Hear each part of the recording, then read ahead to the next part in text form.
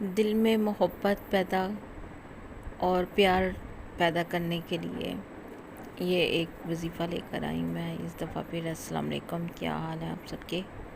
ایسے ہے کہ یہ وظیفہ جو ہے اللہ تعالیٰ سے پیار کا ہے، اور اس وظیفے سے پہلے آپ میرے چینل کو سبسکرائب کر دیں، شیئر کریں اور زیادہ سے زیادہ لوگوں کو اپنے فیملی میں اس کو شیئر کریں اور مجھے دعاؤں میں یاد رکھیں۔ وظیفہ ایسے ہے، جو کوئی اسم یا کہارو کو 302 بار روزانہ پڑھے، اول و آخر 7 مرتبہ درود شریف کے ساتھ، تو اس کے دل میں اللہ تعالیٰ اپنی محبت پیدا فرما دیں گے۔